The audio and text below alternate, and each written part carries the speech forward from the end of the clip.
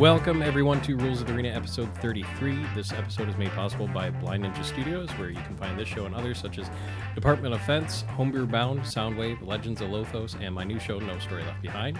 We are also brought to you by Duck Hill Workshop, a small-scale sawmill and builders of fine furniture. You can find them on Facebook, Instagram at Duck Hill Workshop. And don't forget to subscribe to the YouTube channel, where you can watch episodes of Workshop Wednesday. This week, Carla is back from Black Hand Photography, joining us for her second trip down to the Blind Ninja Studios. Thank you again for taking the time to make the trek down here and sit in this wonderful sweat box that Casey has. Hey, It's it wasn't great for this my sweaty skin. last time. I think it was worse last year. Yeah. Well, I mean, there was like 6 bodies in here. That's the year also before, true. I feel like, or more. At least then we had something to blame it on. Well, I mean, maybe. For any new listeners, you can hear Carla's first time being on the show from episode 9. Carla, just introduce yourself a little bit for the folks tuning in for the first time. Cool. My name is Carla Alexandra Rodriguez. I run a small portrait business that specializes in a Civil War era photo process called tintype or wet plate. And I've been doing it for about 5 years now. And I do pop-ups at breweries or markets or that kind of thing. And I also have a studio space that I work out of. I also use this process in my fine art work. But yeah, so I'm just kind of monetizing my art practice as much as I can. Since last time since you've been on the show last time, you did trips to Chicago, New York. Am I missing one? I don't think so. How'd those go? They're great. Chicago is great. So that one is for I go once a year there, for the Renegade Craft Fair. But I'm actually going there, not this weekend, but next weekend, the 24th, I think, and the 25th, for an oddities market. That's going to be at a Stan Mansion in Chicago. So I'm really excited about that, especially because I've been trying to find other really good markets to go to Chicago for, so I can at least go twice a year. But Chicago's always been pretty good for me. And then what was the other one? New York? Yes. New York was for a workshop. So Penumbra is a really cool like alternative process foundation that they maintain they have like really great dark rooms and other spaces there and they specialize in keeping historical processes alive, including tintype, amongst other things. And they had a mammoth plate workshop, which is basically large-scale tintypes, bigger than 8x10. And I'm working towards trying to do 20 by 24 plates. And I know that the technique is completely different for how to handle the plate and pour the chemistry and everything. So I wanted to take a workshop in order to like get a kind of handle on what that feels like with my hands. And it went really well. It was really cool to work with them. I mean, I've been following them on Instagram for ages, and we've had some communication, so it was really cool to meet Jeffrey and the other people running that workshop and make friends there and make some art. It was really cool. It was like scheduling some vacation time later on? Yeah, I was visiting my sister. She lives up there. She lives in Manhattan. So we were visiting her. It was like, actually, the timing was great because it was her birthday. And so we flew up and surprised her with other family. And then I got to do that workshop too. And I got to meet a bunch of really cool people with long hair. I like put out a call on Instagram for people with like extra long hair because I was doing these like weird portraits that I did when I was in college, but I was kind of revisiting with this process, which was really cool to revisit them and to kind of making masks with them. And I met one person through Instagram. I approached a guy in a bar in New York, which was really interesting. I think he was on a date, and I approached him. I was like, I promise you, I'm not trying to be creepy or anything like that. I just noticed you have really long hair. I'm a photographer. Here's my card. I know this is super creepy. And he was like, yes, yeah. He was so excited. I think like it was like the first time anyone has ever been like, let me make you a picture. And he's like, I'm here for it. Whatever you want. Like,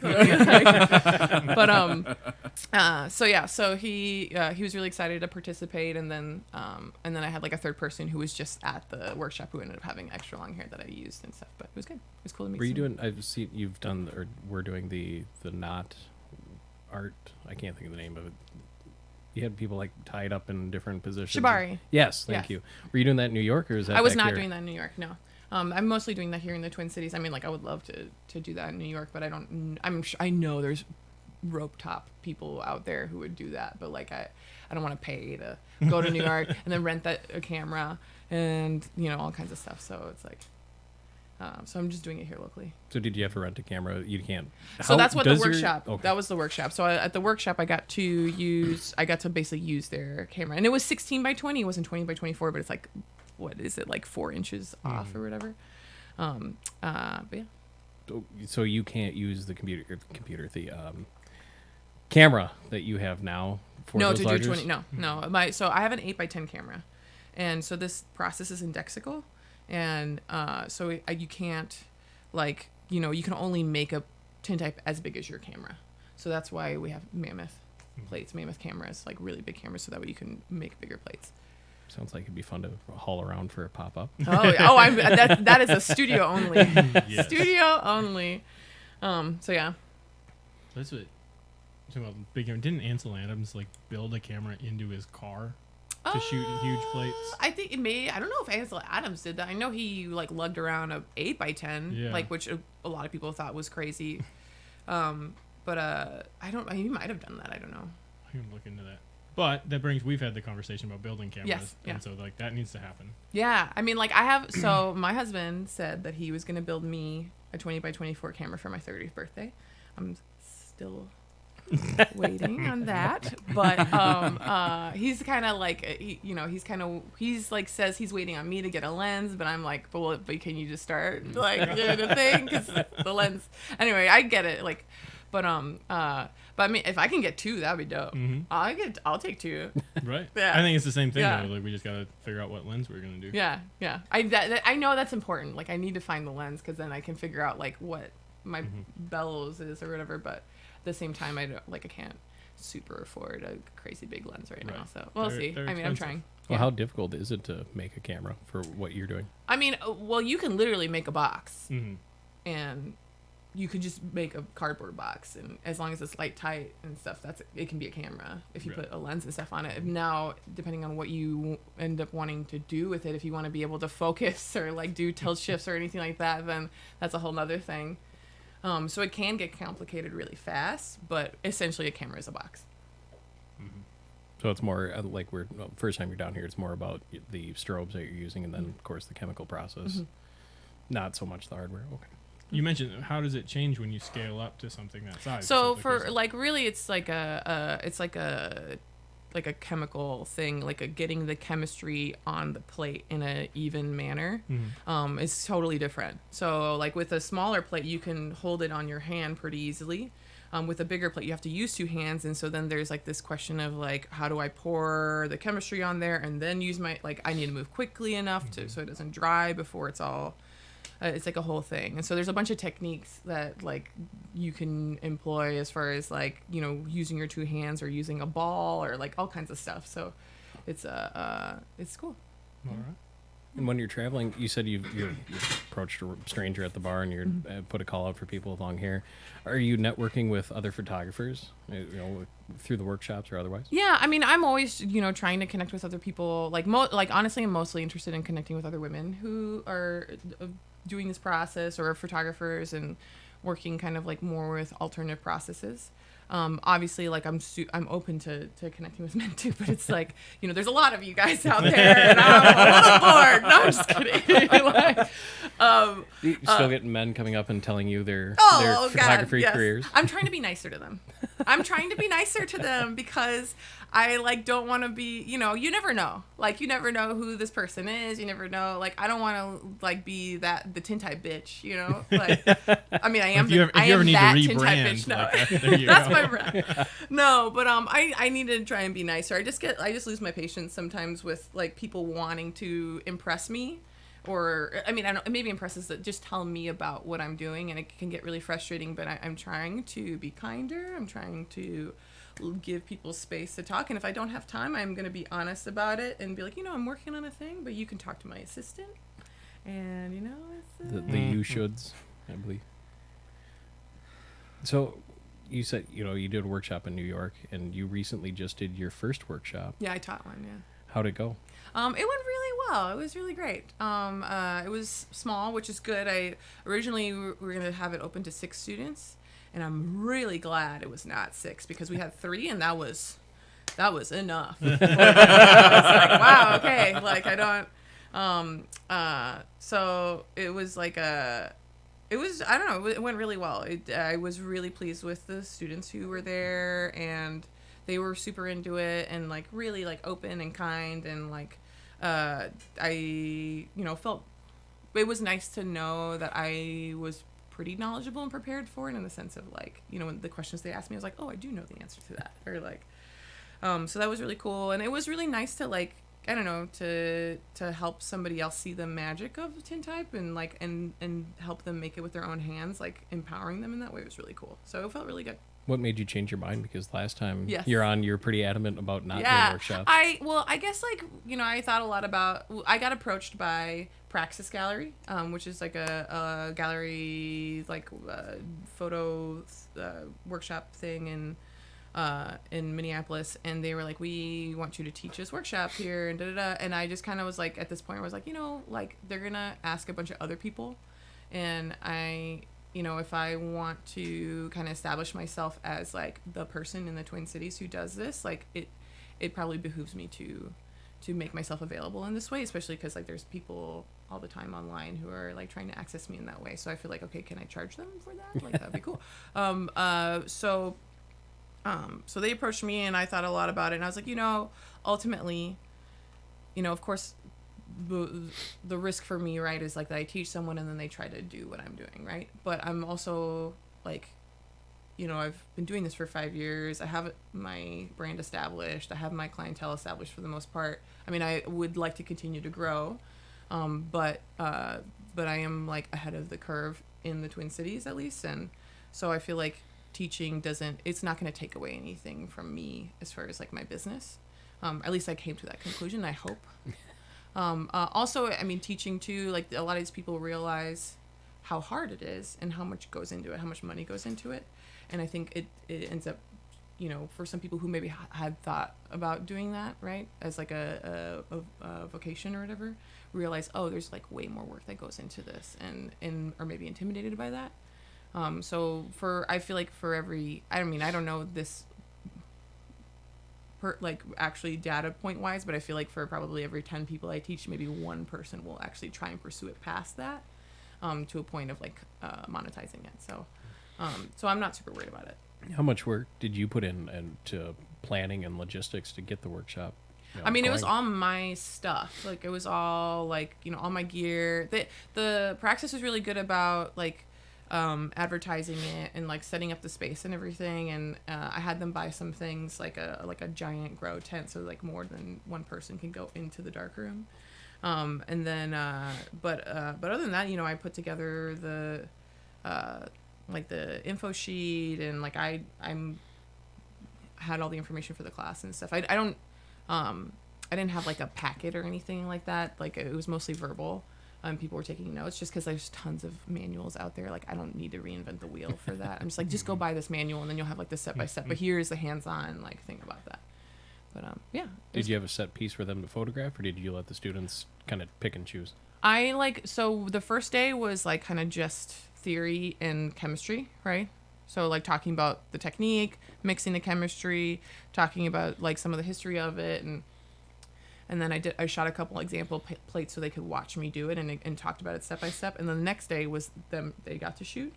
And I told them, because I kind of actually took this from the workshop that I did in New York, where it was like, you set up what you want to shoot that day. So like you either call in a model or you set up a still life or because I think that's more compelling for a student to make work that they're interested in or photograph things that they're interested in, whether it be people or a still life or that kind of thing, instead of like setting something up and then everyone has this the same tintype. Do you know what I'm saying?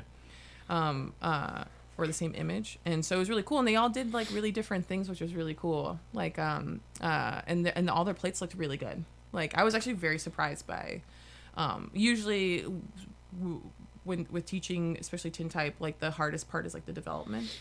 and so that's kind of where it gets really hairy for a lot of people, and because you have to like pour confidently and stuff, and they did really well. Like there was like maybe one or two like little black spots where the developer doesn't get to it because they didn't pour hard enough, but honestly the plates look way better than I thought for people who've never done this before, so it was really cool. Well, should students have any background in wet plate photography, or couldn't someone like myself, who my entire photography career is based off a cell phone, Yeah. come in and take the class and have a You know, decent handhold?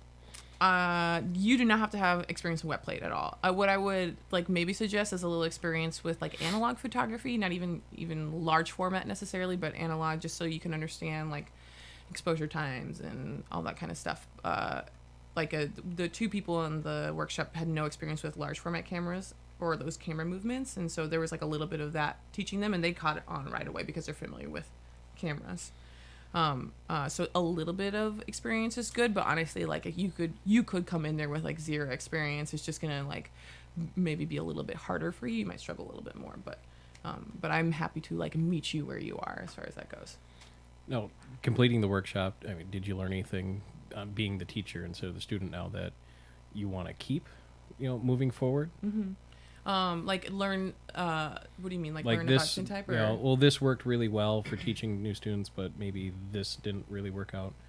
How would your next workshop be different? Yeah, Teaching I mean, technique. like, yeah, for me, I don't know, it went really well. I don't know if I would necessarily change anything, other than like, having maybe more slick printed materials, like for resources for them. And then, the shellacking got a little bit hairy because it was really humid so maybe like the timing of the workshop might be better to do it in the fall or the winter because it's drier.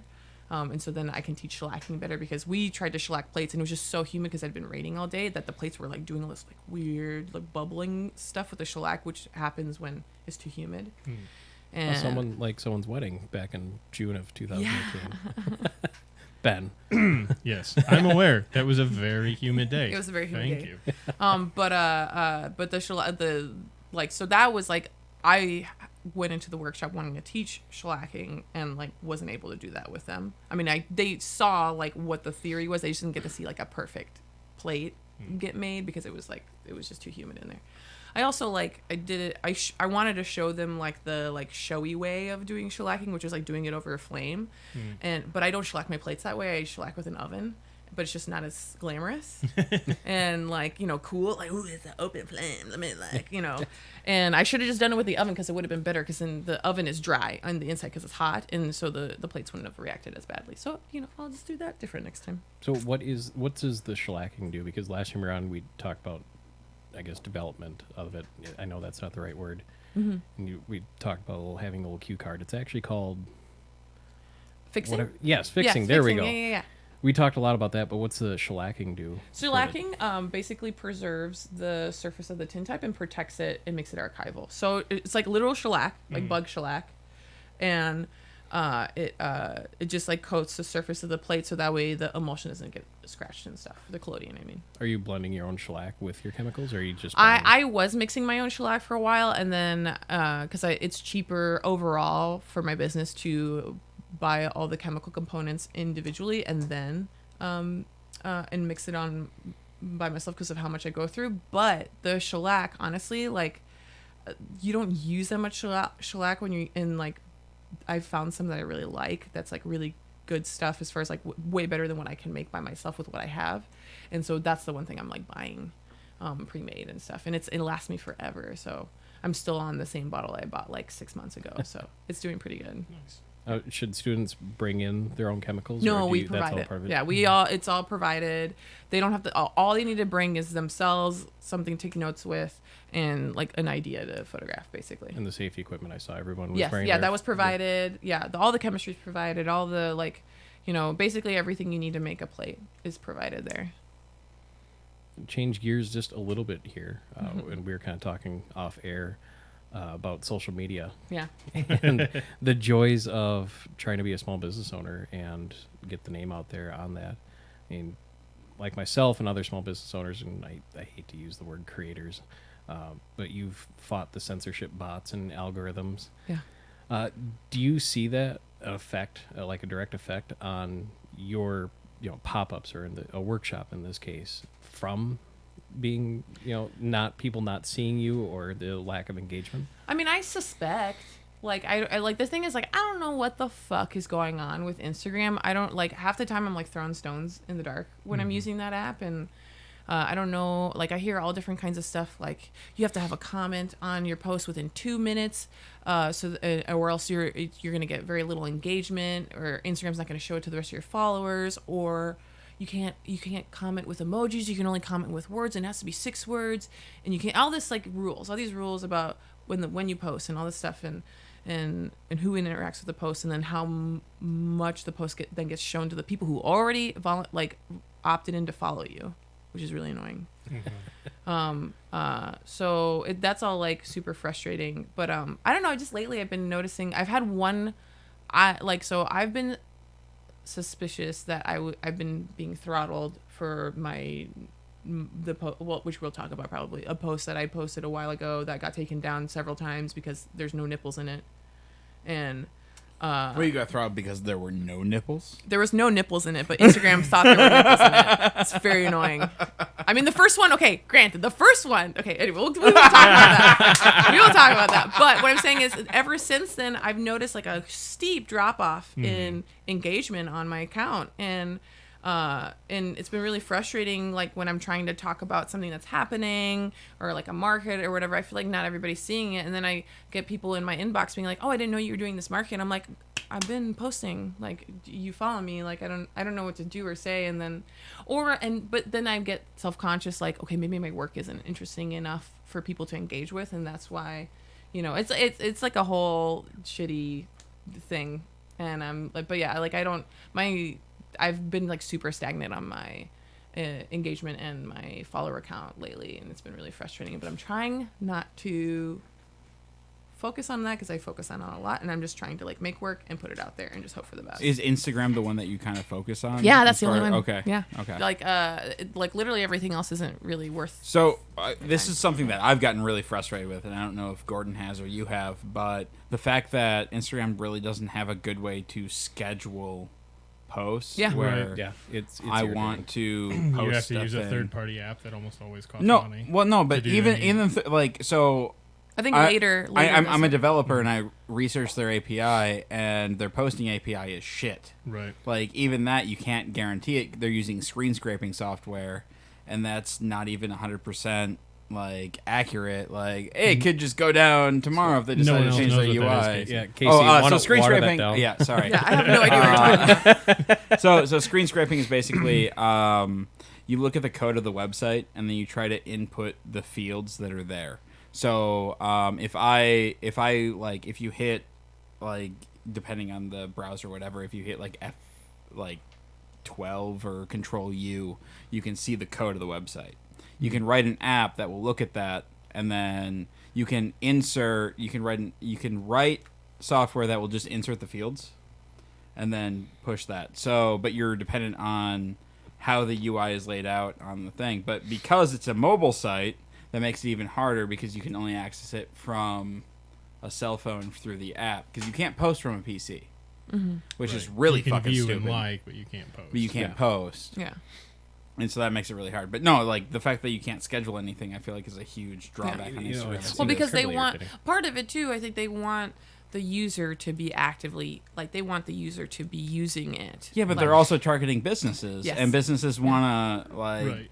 something else that I schedule. noticed is that if so I've cross-posted stuff. So I have a business, Black Hand is a business account, and then I've cross-posted stuff on my personal account. And my personal account, even though it has way less engagement, way less comments, way less followers, those posts will end up on the top pages of those hashtags instead of my business account. Even though my business account gets What? like anywhere between 100 And I to was- 200 But if more you're not, likes. if you're not and using their paid promotion as a business, yeah. you get screwed. And I was Yeah. listening to another podcast. I can't think of his Yeah. name right now, It's but very frustrating. he was saying, but Facebook and Instagram are the two worst curating, or has the worst curating algorithms out there, and Twitter's like the best. And like I get more Yeah, engagement but because Twitter's this a and that. cesspool, so Right. But it's like, well, it's easy to say because you have 20 million followers on Twitter. What about us down here, the little fish? Yeah. Know, that You are- have 20 million followers? no, No. God, no. Yeah. Yeah, Oh. it's so like I think my engagement's like 5,000 weekly, but only 10% of that will actually see my Yes, posts. yeah.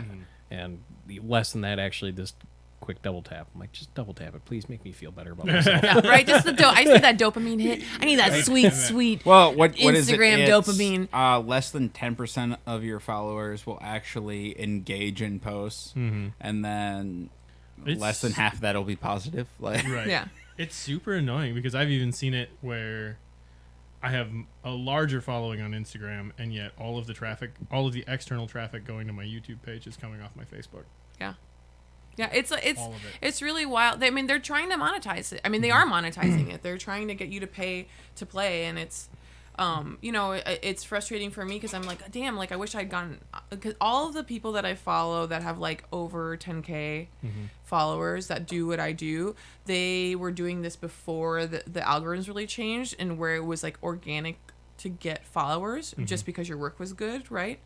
And now it's like impossible to get that many followers unless something goes viral or you pay for it, essentially. Right. So it's just really frustrating as a business, and I'm literally just waiting for the next thing at this point because Yeah. I'm just frustrated about not being able to post, like being afraid to post certain types of content too. Like, Right. so to come back to what got taken yeah, let's hear the down. nipple Yeah. story. The nipple story. Mostly just because I like nipple stories. so. Nipples, okay, first of all, nipples are fucking great. Nipples are great. Man's nipples, women's nipples, non-binary nipples, they're all great. They're all great. But for whatever reason, if there's like a little bit extra fat attached in an X chromosome, it's bad. It's a bad nipple. That's a bad nipple. And Zuckerberg's jealous that he doesn't have a mammary gland. it's in just his really heart fun. Well, processing like, I unit. mean, I feel like I don't know. You might have bigger boobs than I am, but my nipple is vulgar and yours isn't. It's so fucking frustrating. I don't know. Like, I'm pretty sure Gordon's nipples are pretty fucking but I'm vulgar. just saying, so But if I posted a photo of them, yeah, I wouldn't get in trouble. you wouldn't get in Shaved trouble. or unshaved? Like, Shave her on. Good God. But so I posted an image that I had posted Thank before. you for that mental image. There's a market for welcome. men with my body type out there. I've been told. There is absolutely a lot of there. Yes. Al, We're- Devin, if you're listening, I know you've asked for a calendar before. We still have to, yeah, I was going to say, we still have to do a beefcake calendar. Beefcake. That's how we'll monetize the podcast. Please buy her a calendar. If you give me money, we won't release this. I think that's blackmail. I don't. Anyways.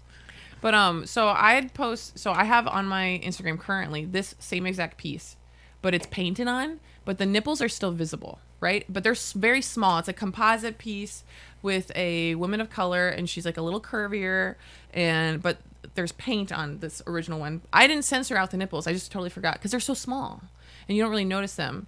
And so I didn't, and that post has been completely fine. And then I did a digital composite of the same set of images, but without the paint on it, to see what it looked like, just kind of like a reimagining of the same piece. And I posted it, forgot to edit out the nipples because it didn't really matter last time. And I got that post taken down. And I was like, oh, oops. I forgot to edit out these tiny nipples out of this image. I'll just go ahead and quick, blur them out. And I see, if you're on Instagram, I see all kinds of wild like stuff on there that it's like someone barely blurred. It doesn't not look like it's blurred. It's just, it still looks like a damn nipple, but it's blurred. Like, so I've seen all kinds of other people posting stuff like very subtle, like nipple blurring. It's interesting that the non-composite didn't get blocked. They're both composites. Oh, okay. They're both okay. composites, but like one has paint on it and the other doesn't. But the paint is not on the it's Yeah. not covering anything. It's just No, but that's interesting Yeah. that one did and Yeah. one didn't. so. Would you chalk that up to being, the Instagram bot? Or Maybe, is that or maybe someone they're- reported it they're- because they're offended? So, Machine I don't learning know. is real dumb. This is But so because it happened to you multiple times. It happened to me multiple times, so I suspect somebody was reporting it. And there are the trolls out there that Yeah. just go in, like, Yeah. they're pissed off and Yeah. they start reporting shit. And so I suspect one of my followers, whoever you are, like, please go get a fucking life. Thanks, Like, Instagram mom. Thanks. Like, wow, I'm so sorry nipples are so offensive to you. But so I posted again, edited, right? Subtly. I just like blurred, just like I've seen everyone else done. taken down. I was like, what the fuck? There's no nipples in that. And then this made me really fucking mad.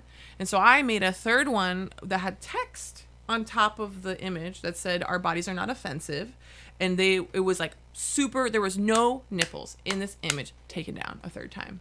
And I was like, what the actual fuck? Don't upset the overlords. But and- but the thing is though, I see so many images on Instagram of, my other thing too, and this is like a documented thing on Instagram, is that a lot of posts of bigger women and women of color get taken down because of their body, like even though there's no nipples in it or anything like that. It's like if they're like in a bikini or it's like their back or whatever, like those get taken down because it violates the guidelines or whatever. Oh, interesting. And so a lot of women are are experiencing that, right? And then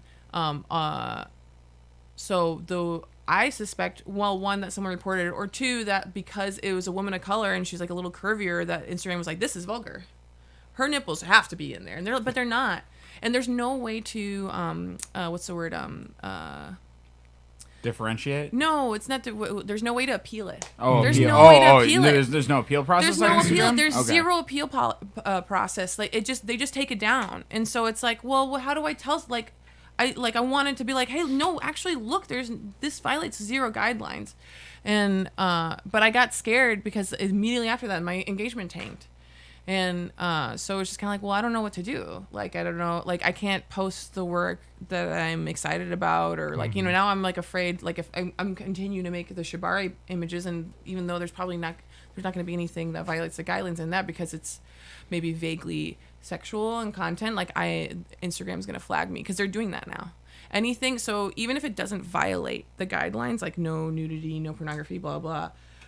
If it is like not palatable as far as like, if it's a woman in a bikini, or they had like an example sheet of like the images that they were training people to look for. Like one was like a woman sitting sexy in lingerie on a bed, and the other one was like a guy like grabbing his junk through the pants. I'm like, wow, okay, like the standards are like really different for men and women here. Burt Reynolds is right up there. Yeah. That's okay. Oh, Jesus Christ, you were kidding. That image is okay for Instagram. What? But a woman in lingerie or in a bikini is not okay for Instagram. So they're gonna start throttling those accounts. What the fuck? That's So ridiculous. like, and so like if I'm afraid to post the work that I'm excited about because it's gonna continue to throttle my account. That's It's bullshit. Wow. It's Yeah, bullshit. So I'm just like ready for the next thing. All right, so What ROA's new Instagram account is just man nipples. Yeah. 24/7. Just every morning, Well, Gordon, I want a new What nipple can- pic. Like, If you did that, Left, right, legitimately, both. if you did that, how do they tell? Like, if you get They- close enough, you can't. You can't. You And there know, are some so- accounts that are dedicated to that, but Instagram sometimes will just take those down, just like out of like, yeah, you know. no man nipple accounts. But either. what bugs me is that there are people posting totally flagrant, clearly violating the policies and not getting taken Yep. down. There's like, usually if it's like skinny white women, it's fine. Yes. Yeah. Whether it's like a guy's account or a woman's account, or if it's skinny white women, it's fine. Well, you brought up your engagement tanked after it got pulled out, Yeah. which kind of that rings a few bells in my head because I got censored and I still can't have the music option on my Instagram stories because, Grant, I kind of got a little hot-headed and flew off the handle, yelled at YouTube. You never do that. 5-year-old throwing a tantrum. Wait, hang on. Are you talking about the time that you got like banned because you had a completely same name as somebody else's? No. no. He Okay. posted copyrighted material. Oh, No, okay. I did not post copyright. No, I feel like all of this is great. Don't get mad. Instagram has an option. You can add a little 15-second snippet of a song that they've already uploaded onto their Yeah. database. I don't have And that option. I selected a part. Yeah, well, Gordon doesn't I either used to. anymore. Yeah, I don't have I that did- option. I never noticed that. But the because- lyrics I chose out of that song probably weren't the most appropriate thing in the world, and the next clip had the YouTube logo and everything in there, and rightfully I got banned. But yeah, I noticed my engagement tanked. It cut down, I'd say, to 25% of what it was, and it Yeah. took me 2 years of doing a podcast to I ramp will- it up. Right. It's like, holy shit, I'm getting 20 plus likes Yeah. finally, and oh no, we're back down to 4. Yep. Yeah. Awesome. Yep. Well, that's jumping back a little bit. I have noticed that there are multiple user interfaces that Instagram has. Thanks, Casey. I was trying to make eye contact and talk at the same time. This It's is really totally fine. difficult. Those are not things that you can do. No, so like even across my was running 4 pages at one point in time. Yeah. Like 2 of them have the same interface and the other 2 are totally different. Yeah. And so hearing that like you have that, I've never tried to upload music, but and then you Yeah. don't have I don't- access to I it. don't It have just access to blows it. my Yeah. mind. I don't know if it's because I'm a business account or what it is. But No, I have that's on my both. I have business business and accounts. personal It's fine. accounts, and it's Well, dumb. yeah, and part of it is they're rolling out new interfaces Yeah. to see what people will engage with, and Yeah. when you have multiple accounts, you end up dealing with With- separate shit. Yep, it's super annoying because you can't be No, consistent. it's incredibly annoying. When they tell you that consistency is the thing and you can't be consistent across multiple Yeah. accounts on Well, the same platform. but they're Yeah, like, like, you well, can't only schedule posts. everybody Yeah. only has one. oh, bullshit. They, No, they no, but wouldn't- if that's the case, that's then- their mindset. But Right, they I let you understand log into. Instagram knows that people have multiple accounts. Yeah. Like whether it be for your business or your personal account or the secret account that you use to Oh follow. no, your they ex. have an option or- to add more accounts. No, everybody has that research account. Yeah, the research account. Like, I don't want this person to know I'm looking at their stories, so I'm gonna put some like innocuous like puppy pictures of I don't know. I don't have Right. this. I just need you guys to That's know my this. Princess Bride account. We just don't talk about that. My Pretty Pony. Jesus Christ. Well, you said you're waiting for the next thing. Yeah, But what is the next thing? I have no idea. And Instagram's mean, been you around look for at- like 10 years, so it's like Well, you look at Instagram was the next thing. Yeah. And also Right. then Facebook came Yeah. over like, here's a truckload of cash. yeah. Here you Let's- go. I don't know. I don't know what that's. I mean, for right now, it's looking like maybe Patreon is an avenue, but like I don't know yet how to like figure that out. How to as far- monetize How to it. monetize it, like, or even to ask people to do that. Like, I want to be able to put my work out there without it being, and people have, like Instagram is just so accessible for so Yeah. many people. Mhm. So many Yeah. people have it. Yeah. and Like, I it's- got chewed out because they're like, well, Instagram is for pictures. I go, yes, I realize that. Thank you. No, but it's every also one single of the bit. If 3 you're a largest business. social media Yeah. outlets. Mhm. If you're a business and you don't have a fucking Instagram, you don't exist. Like, But and they- you're not gonna, yeah. Right. The thing about all the YouTube music where it's just an image of the album cover and their song. Like, that's not a video. YouTube's for videos. Yeah. Yeah. Well, I honestly, I didn't Unless have you're Instagram. you're a YouTube Red subscriber, and then it's for music too, because Shut up, you no. can just turn off your phone and it'll still play the fucking music. That's so Like- cool. Wow. That's how it should be. Talk about I mean, reinventing the wheel. Well, I was more just giving him shit. I know.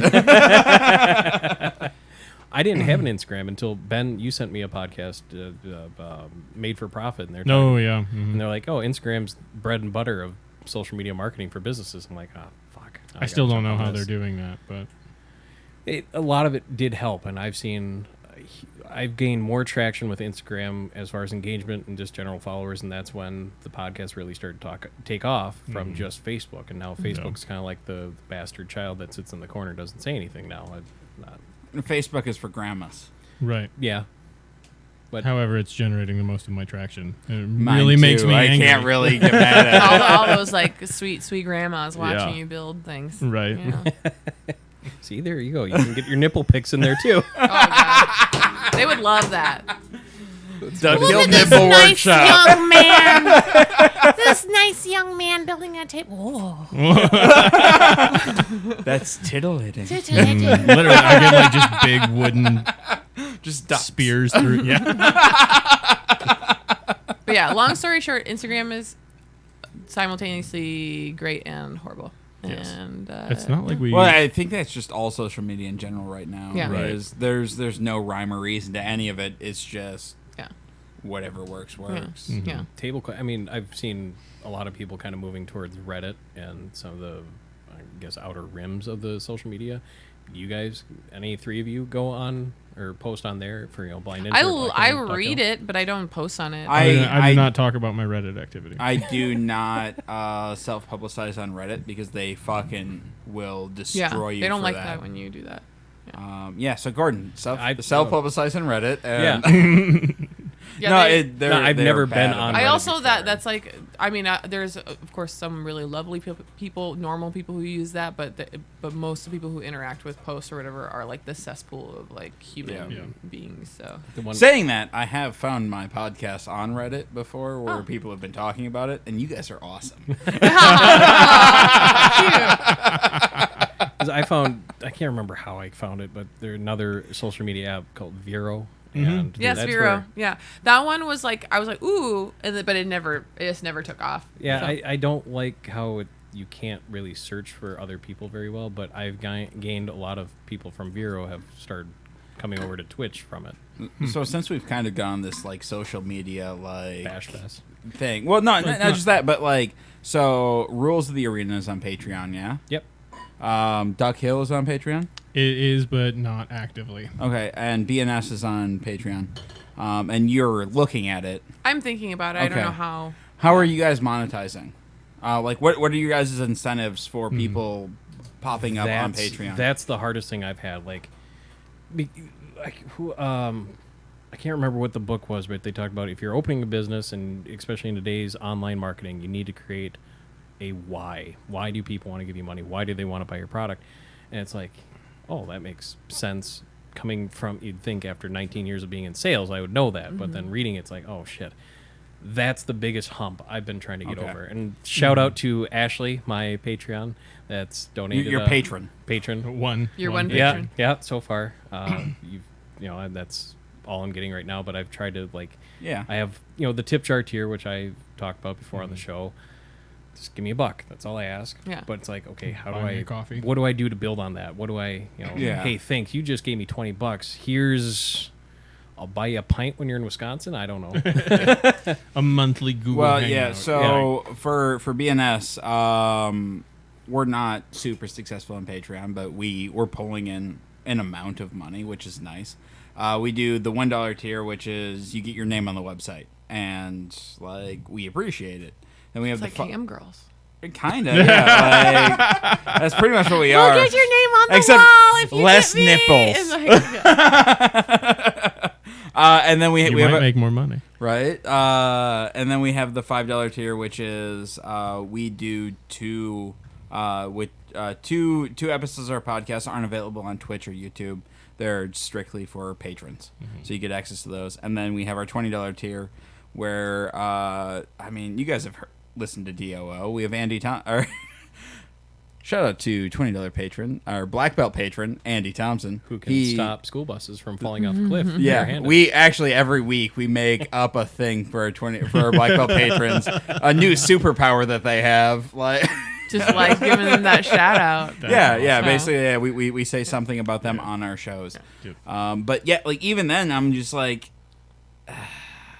yeah. So we only do monthly. We don't do by episode because we release so much shit. Like it's like. Well, how many shows are you active on? We Right? do 6, 7? we do 4 to 5 shows a week depending on the week. So, Mhm. what about Duck Hill?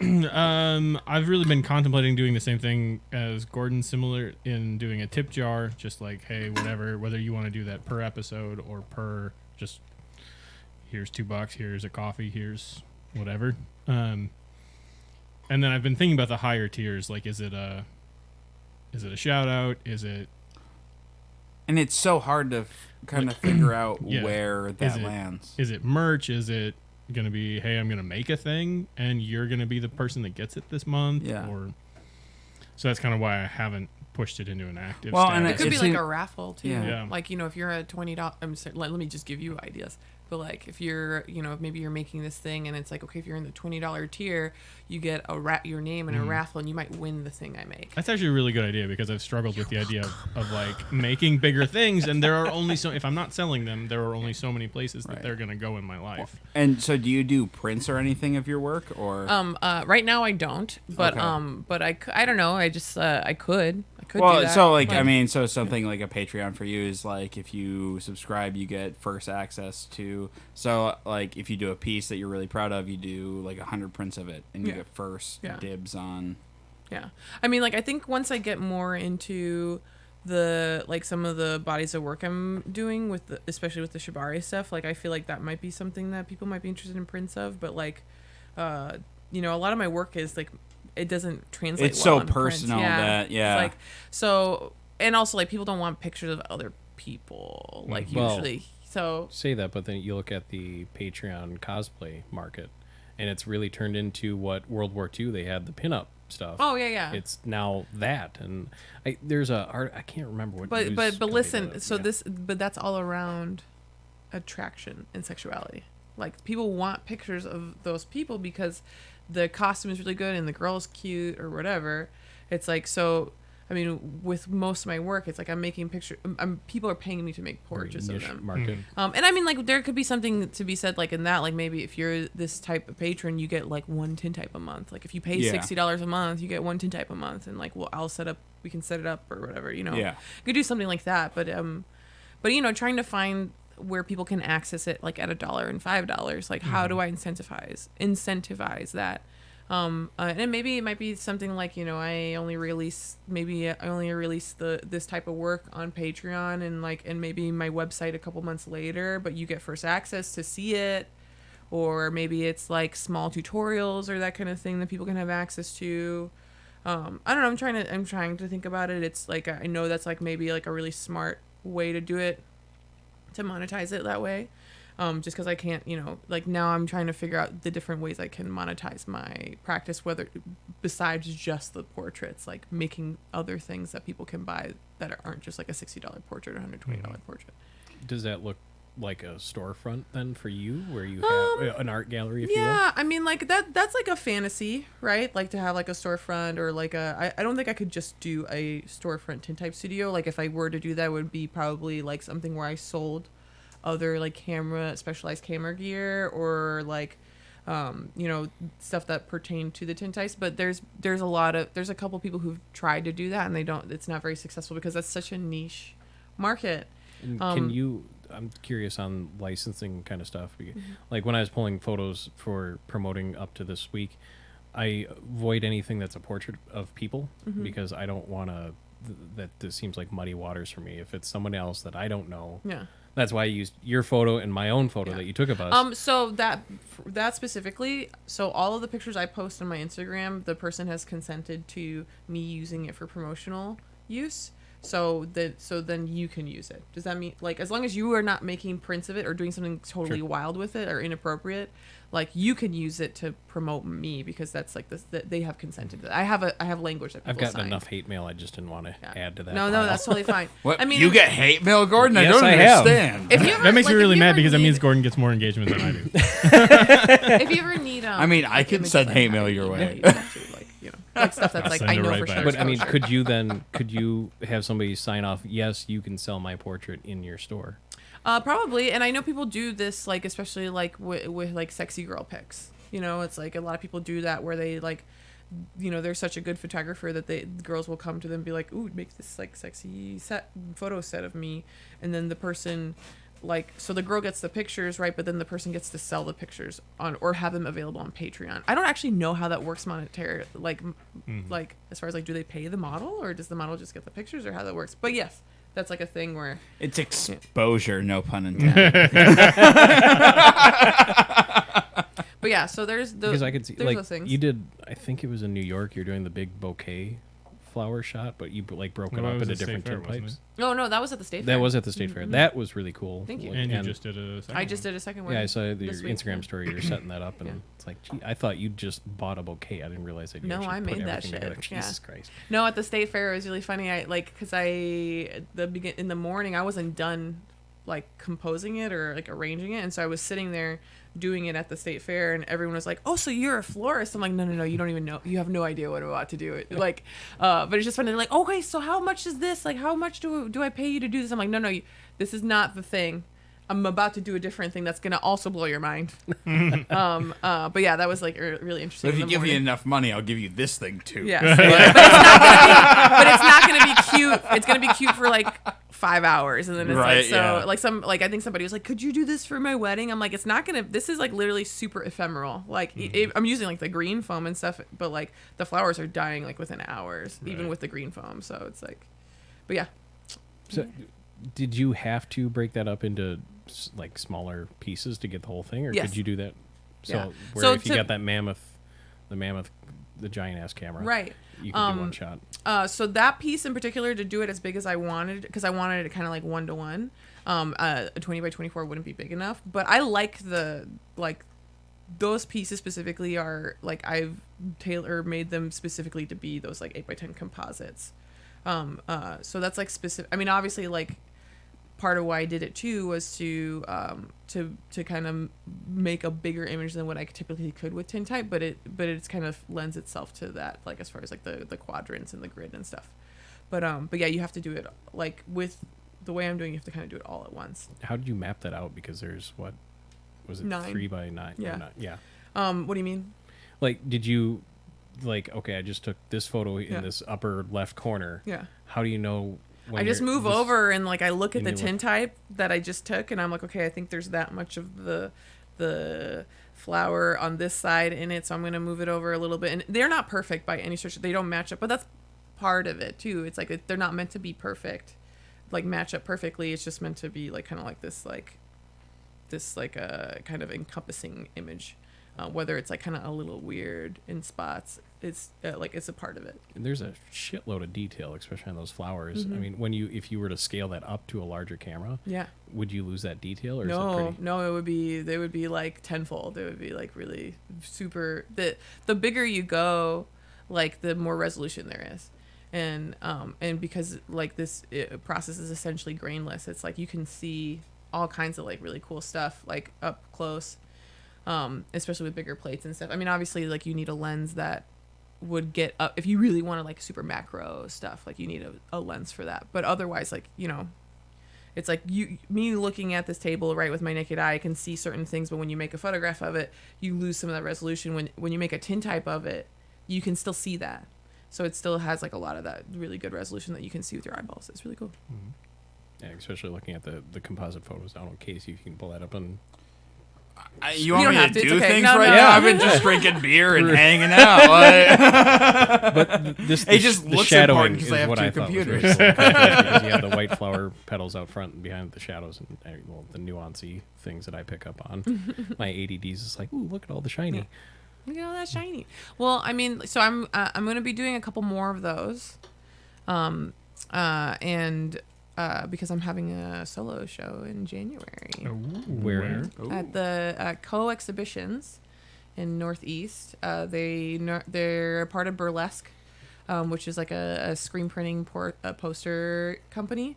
It's a massive space, and I'm nervous about filling it, but I'm also really excited about it because I want to make a lot bigger work, and so this is a really good avenue for it. But it's a really, really big space, but I'm trying to make a bunch of really big composites and then other things too. Like I'm gonna maybe do some video work. It's all gonna be tintype related, but I'm gonna maybe do some video work and maybe some sculptures, and then obviously some of the Shibari stuff too will be there.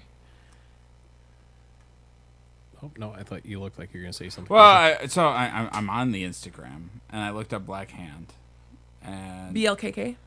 nope, I spelled it wrong. Yeah, That's there's a guy. what it was. Do you want to talk about him? Because Yeah, I made him- kind of fucking do, because this guy's an asshole. Yeah. Like, his photos are shit, first of all. Like, Oh wait, no. What is this? this is blackhand.official. Oh, there's someone else. Oh, is there somebody else? There's someone Okay. else who does tintypes Black who Hand decided to Studio. be Black Hand Studio or something, or like, but in anyway. Did I they called come him. up after you? Oh yeah, no, they like, so he pretended like he didn't. I called him the fuck out on. I was like, like on Instagram. I was like, hi, you can, and I actually politely messaged him and I was like, hey, your name's super similar to mine. It'd be really cool if you changed it. Like, because a lot of people because part of how I found out is because someone was trying to tag me in a post, like for that workshop I was doing. This person had a ton of fucking followers, more than me, and he tagged that guy instead of me, and so I lost out on. And then this guy who has like 100 followers got like 20 more followers. I don't know, it was like so stupid, but he had a different name. It was like 24K tintype or something like that. And I remember him interacting with my account before, and then all of a sudden he changed his name and stuff, and and I was like, okay, like so there's only so much originality with naming for tintype businesses. You see a lot of the same kind of themes happening and stuff, and people try, but I feel like my name was really unique, and so it was like really frustrating for me to like see that, and I messaged him nicely, and then he blocked me. And then I went on a different account and posted on his, like, one of his posts. I was like, look, dude, like, it's really rude that you blocked me. I was asking you nicely about this. Like, it doesn't really matter if you change it or not. I'm blowing you out of the water anyway. But like, I was really salty. But you're an asshole. I don't know. I said something not great. And then he was just like, yeah. He's like, I came up with this name by myself, and you have nothing. I haven't even heard of you. Like, I'm like, okay, cool. Like, Cool story, bro. cool story, bro. I'm like, whatever. He's like making really shitty tintypes in Canada, so it's fine. That's true. Oh, they're Canadian tintypes. Yeah. They're covered in No, donuts. Canadian tintypes are fine. Actually, Canadian tintypes are fine. His tintypes are bad. But Is there a he lot? has like one review on Facebook, and it's his girlfriend. Well, to be fair, they're all afraid of the dark, so Who's afraid of the dark? Canadians. Are you talking about like that show? Are you afraid of the dark? No, Is that no, a Canadian show? no.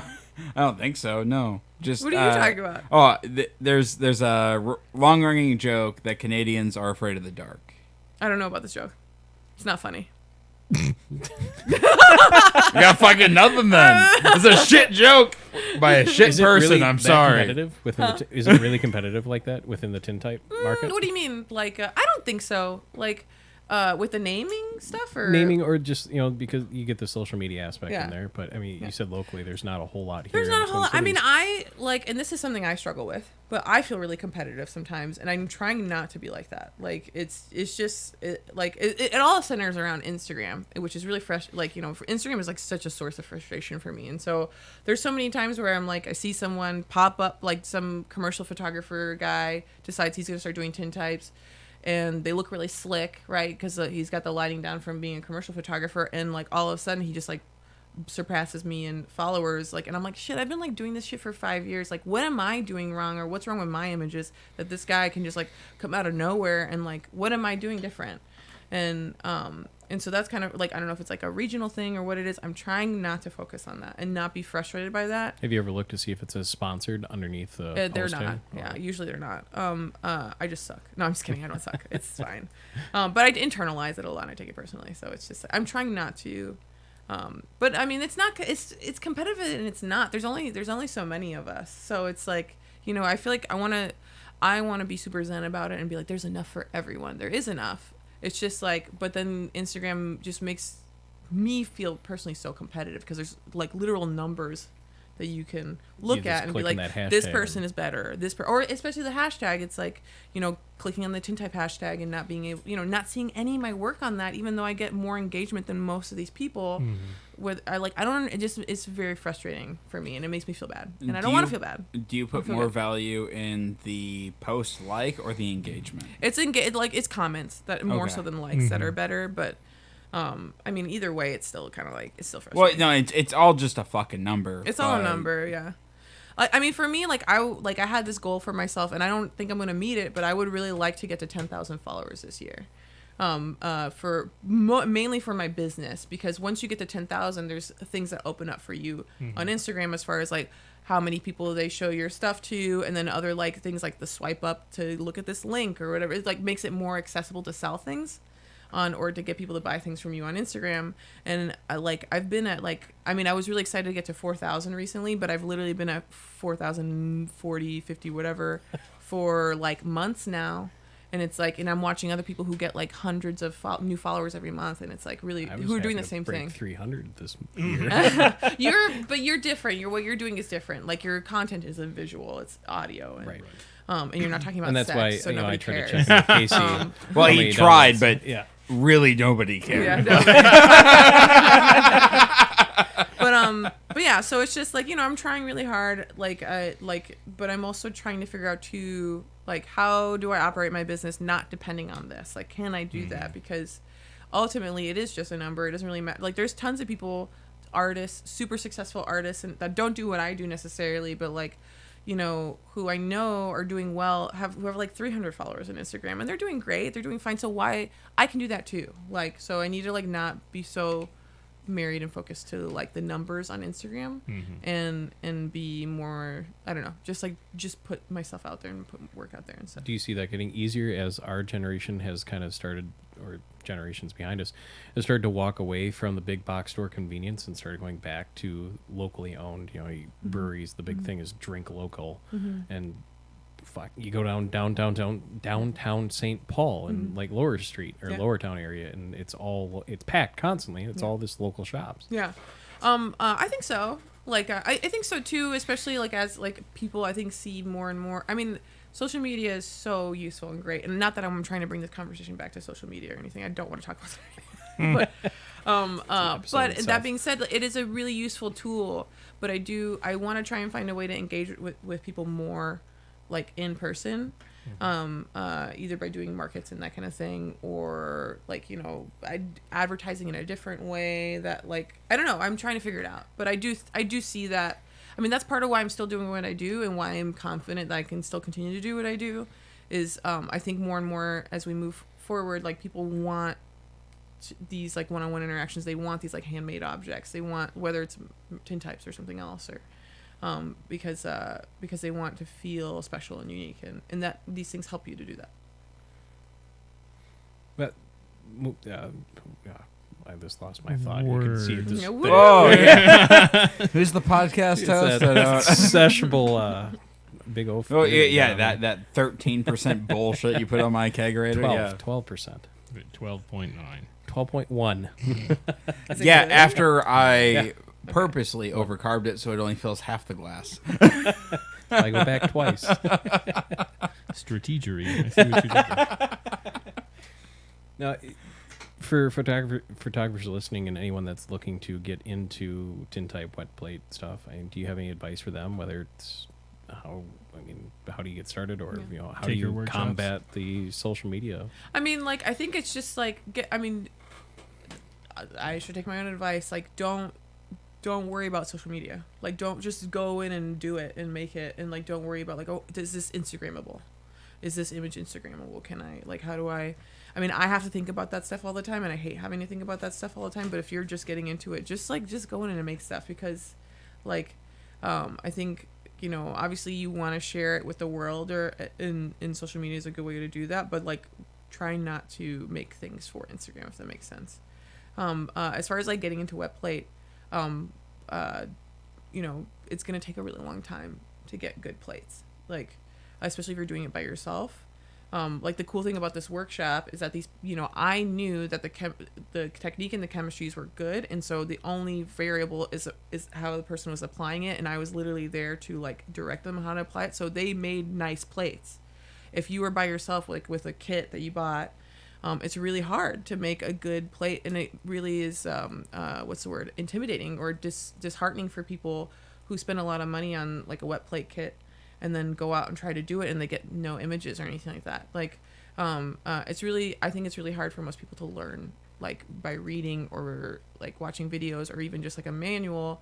It's like way easier to have like a person there doing it. This is not an advertisement for a workshop, but I'm just saying it's nice to just don't lose heart if you like trying to get into it, and like maybe you can't afford a workshop or whatever, and you can only afford the kit. Don't lose heart. Just keep trying and reading, and you'll eventually figure it out. But it's like, just give yourself time, because that's what it was for me. Was like, when I first started, my plates were like super shit, but I was so excited I had an image, and then like things would go wrong, and then I wouldn't get images anymore, and I didn't know why. And now that I've like familiarized myself with the process, like, I know how to troubleshoot better. And actually that's like translated into other parts of my life too, as far as like, trying to figure out other parts of my work that maybe that don't involve tintype, but also like get a grant, because this shit's expensive. It's so expensive. Oh my god. I mean, you don't need, like, you can buy a kit and then you can use sunlight, right? Like, so those are because you don't have to get strobes. Like, I mean, the strobes are really expensive. The camera can be really expensive. You can make a box. I mean, there's like lots of ways you can access this somewhat cheaply, but in the end it is expensive, even if you're trying to get like dirt level cheap. Yeah. And if people want to get in touch with you or see more of your work, where can they find, or more importantly, you're going to be doing another workshop ever, where can they find that? Instagram. I hate you. Hello. I'm at BLKKHAND on Instagram. Also my website, blkkhand@gmail.com. Blackhand. But I spell it all hipster and shit. Those like I'll announce on there. Like we're planning maybe another workshop in October. So that'll be really nice because the weather will be a little bit better. And I'll be doing that through Praxis, and they'll also announce it. So, but yeah. Any other pop-ups that folks can look forward to seeing yet? Chicago next weekend. I'll be at, what's after that? I'm going to be at Moto USA or something like that. It's like a local motorcycle thing at Bauhaus. I forgot the exact, I think it's like September 7th.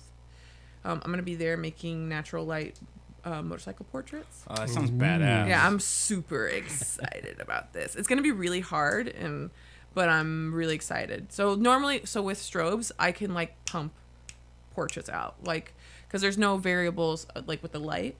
With natural light, it's like you got to like watch the sun, and if there's a cloud going over, it takes a lot longer to set up. The exposure is longer, so it's slower. It's much slower. But I think they'll look really, really cool, especially like with bikes and stuff. I've been wanting to do this for a long time and trying to find the right avenue, and they approached me being like, "Do you want to have like a booth here?" And I was like, "Yeah, I fucking want to have a booth there." Like, you get into back to the 50s and start doing the car portraits. That would be kind of cool too. I mean, people have to bring their cars to me though, so I don't know how that would work. Like as far as like having a booth there, like, or if I guess I could charge like, no, never mind. I'm not gonna do that. I was like, I could charge like $200 a portrait, and I can bring the camera to you. But depending on where they are in the fairgrounds, the shit's gonna dry by the time I get there. So it's. But that went with car shows, like they drive around because they have pinstripe artists you bring your car to them and they'll paint your car. Oh, okay, cool. Okay, so okay. So there is driving around. Yeah. Okay, cool. I just have to, but I would need like a bunch of space. Yes. Because Yep. for a car. Anyway, but that's another thing that would be kind of cool.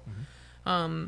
But it's just so many more variables with natural light that it's really hard. It's like really scary, intimidating for me because it's like I like having the control that I do with the strobes, and with natural light, it's like, I mean, what if like all of a sudden like it starts raining or there's cloud cover and I can't make, someone is like trying to pay me for a picture. I'm like, I can't. The sun, my light source is gone. Like, so that's a little frustrating. But I'm like up for the challenge. So, is there a way that you could, I guess, create sunlight? Yes, to in contact those? your local deity situation. yeah. Talk to Apollo and do a little goat sacrifice and light a candle, do some witch shit. It was really popular right now with women. I didn't know if there's like a slow exposure light or something. I mean, yeah, there is, but then there's a question of power then, right? So then you need power to power the light, and then I might as well just use my strobe. And then we're just back at square one. Back like, down the rabbit hole. but I have been seeing some really cool like mixed light situations where people are like doing an exposure for the background with natural light and then popping a strobe to get like the portrait, and that's actually looks really cool. So I might do some stuff, but I don't think it would be good for this. But anyway, yeah. Well, thanks again for making the trip down here. Yeah, no problem. Really appreciate taking the time. And thank you everyone for listening to the show, and Casey for getting those buttons queued up. Well, I mean, you didn't give me any fucking cues. So. No, yeah, I didn't even know where Usually do you have any advice is like the cue, because that's kind of at the end of every show. Oh, yeah. You should probably let me only been 33. know that before the show, so. I'm surprised we just didn't have to cut them off like usual. Folks, Bye. folks listening, make sure to follow the show on Twitch, where you can tune in to the show live and join the conversation. Just head over to twitch.tv/rulesofthearena. You can find this episode and all others on blindninjastudios.com/ROA, also available for download and streaming on iTunes, Spotify, TuneIn, Stitcher, and CastBox. Make sure to subscribe to my YouTube channel, where you can watch live recordings of previous episodes. And if you'd like to support the show, there's a couple ways you can help out. Please leave a 5-star review on Apple Podcasts or wherever you listen to your favorite podcast. You can also support the show directly by heading over to patreon.com/rulesofthearena podcast. I have a couple ways to help out there. And if you'd like to get a hold of me directly or be on the show, shoot me an email at roapodcastinfo@gmail.com. Thanks again, folks, and we will catch you next time.